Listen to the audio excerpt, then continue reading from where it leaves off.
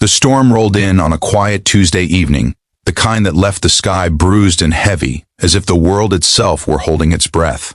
And somewhere beneath that trembling sky stood Ethan Walker, drenched, exhausted, and strangely shaken as he watched a little boy fall off his bicycle in the middle of a grocery store parking lot. What startled Ethan wasn't the fall. Kids fall all the time. It was the way the boy's mother sprinted to him, gathering him in her arms with a mixture of fear, love, and relief so raw that Ethan felt something in his chest shift, like an old door cracking open after years of being locked. He didn't know it then, but that moment would change everything. It would break him, rebuild him, and teach him the true meaning of love. Not the simple, quiet love he had always imagined, but something deeper, born out of struggle, sacrifice, and second chances. Before we continue, if you believe in kindness, healing, and second chances, please like, comment, share, and subscribe to the channel. Your support keeps these heartfelt stories alive. Ethan had lived a predictable life up until that point. He was 33, a software consultant who spent most days behind glowing screens and most nights microwaving dinner for one.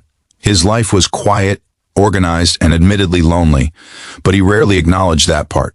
He grew up believing stability was enough, that love was optional, that companionship was something people sought, only when they couldn't enjoy their own company. But watching that mother cradle her son, whispering comfort in a soft, trembling voice, he felt a loneliness he didn't even realize he'd been carrying pressing against his ribs like a forgotten wound. Her name was Grace Allen. She was 29, raising her 5-year-old son Lucas on her own in a small apartment above a bakery. She worked 2 jobs, day shifts as a cashier at the grocery store and late evenings delivering takeout to put food on the table, keep a roof over their heads, and protect the little life she treasured more than anything. She was worn thin, tired in ways that didn't show on her face but lived in her bones. Yet she carried herself with a strength so quiet and steady that it made Ethan pause every time he saw her. Characters like her weren't written in movies, they were carved by life, molded by hardships, the kind of hardships that would crush most people. But she wasn't crushed. She was surviving even if the world gave her little to work with. Ethan saw her again 2 days after the storm, wiping down a row of self-checkout screens with robotic exhaustion. Her eyes looked distant, as if she were thinking about bills or rent or something heavier. Lucas sat on a small bench nearby, clutching a toy car with chipped red paint. Ethan watched as the boy's feet swung back and forth, brushing air, tapping rhythm. For reasons he couldn't explain, his chest tightened again. It wasn't romantic interest, not then. It was empathy. It was the strange and unfamiliar desire to help, to lighten someone's burden even though he didn't know her. Over the next few weeks, fate, or something like fate, kept pulling them together. Sometimes it was a small smile at the checkout lane. Sometimes it was Lucas waving shyly at Ethan from behind a shopping cart. Sometimes Ethan found himself walking slower than usual just in case he passed them. He didn't know he was falling. He didn't know how fast, how deeply, or how permanently it would happen. Love sneaks in quietly, without permission, and by the time he understood it, it had already rooted itself inside him. One late afternoon, he found Grace sitting alone behind the store during her break. She was staring at her phone, shoulders slumped, her name tag crooked. Something about the stillness of her posture felt haunting. He walked past her at first, not wanting to intrude, but a few steps later he stopped, unable to ignore the heaviness radiating from her. Turning back, he gently asked if everything was okay. She looked up with red eyes she tried to hide, and in that single moment he understood more than words could ever tell him. She was overwhelmed, financially, emotionally, physically. She was a mother fighting battles the world never bothered to see. That moment became the gentle beginning of something neither of them expected. He didn't try to fix her life, didn't assume she needed saving. Instead, he offered presence, kindness, and a sincerity she wasn't used to. They talked sometimes during her breaks. He'd sit on the concrete step beside her while she sipped watered-down iced coffee. He learned that she hadn't finished college because Lucas was born during her second year. He learned that Lucas's father had left before the child's first birthday. He learned she dreamed of being a nurse someday but didn't even know where to begin again. He listened, not with pity, but with admiration for a woman who kept standing even though she had every reason to collapse. Slowly, their lives braided in small ways. Ethan started showing up at the store not because he needed groceries, but because her smile had become the brightest part of his day.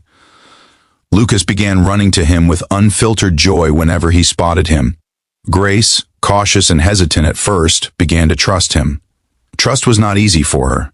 Too many broken promises had taught her to guard her heart like a fragile, overused treasure. But Ethan was patient.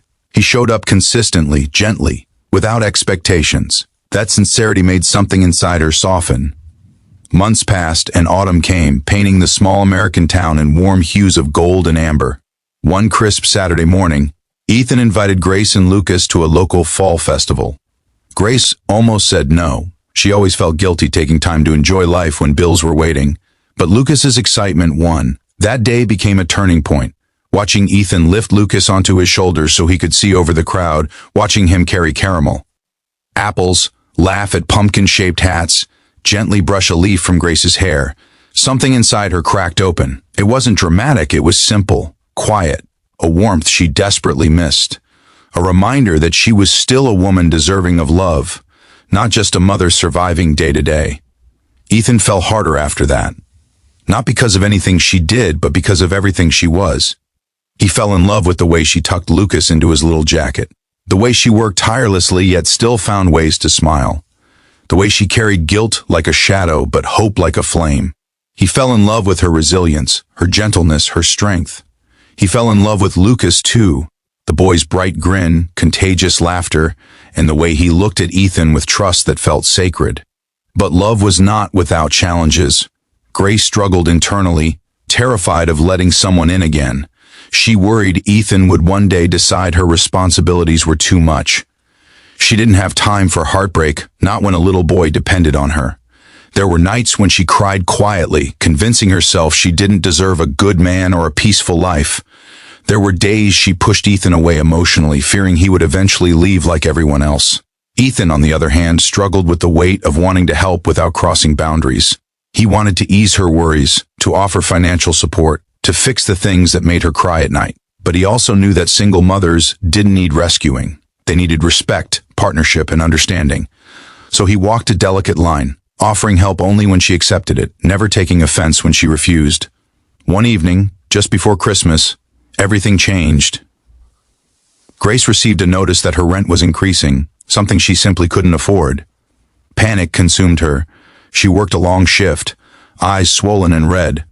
When Ethan found her sitting behind the store again, trembling with worry, something in him broke. She told him everything, not because she wanted his help, but because she had reached a breaking point and he was the only person who felt safe enough to hear her fears. He didn't offer her money. He didn't try to solve it right away. Instead, he sat beside her silently, letting her lean against him as she cried softly into her hands. He held her, steady and gentle, until her breathing calmed. And in that quiet moment beneath the flickering loading dock lights, she allowed herself to truly trust him for the first time. Over the next few weeks, Ethan helped her search for better housing. He encouraged her to apply to a nursing program scholarship for working mothers. He babysat Lucas when Grace had extra shifts. Slowly, steadily, he became part of their world, not as a savior, but as someone who loved them enough to walk beside them through every storm. Winter passed. Spring bloomed. Grace received her scholarship. They moved into a slightly larger apartment. Lucas started kindergarten. Life didn't become perfect, but it became livable, hopeful, warm. And then one warm May afternoon, while Lucas napped on the couch and sunlight filtered softly through the blinds, Grace finally let herself accept what her heart had known for months. She wasn't alone anymore. She didn't have to do everything by herself. She had found a man who loved her, not despite her struggles, but because of the strength forged by them. A man who loved her son as naturally as breathing. A man who saw her, not through the lens of pity, but through admiration and deep, steady love. If this story is touching your heart so far, please like, comment, share, and subscribe. Your support helps more people find these emotional stories. As the story neared its gentle end, Ethan held Lucas's tiny hand while walking through a neighborhood park, watching the boy chase butterflies. Grace watched from a few steps behind, feeling a kind of peace she hadn't felt in years. For the first time, she allowed herself to imagine a future where love wasn't a risk but a refuge. A future where family wasn't defined by blood alone, but by kindness, loyalty, and choice. Just before we end, please comment below with the words, "Love deserves a second chance," to support single moms everywhere. And so, their story continued, not with grand gestures or fairy tale magic, but with something far more real. A man who fell in love with a single mom, a woman who learned she was worthy of love again, a little boy who finally had someone to call dad in his heart, long before the word was ever spoken aloud. A family built not by accident, but by healing, patience, and the remarkable power of second chances.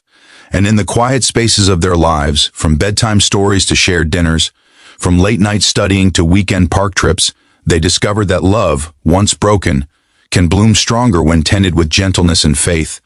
Their story wasn't perfect, but it was theirs, and it was beautiful. Thank you for watching. If this story touched your heart, please like, comment, share, and subscribe. Your support means more than you know.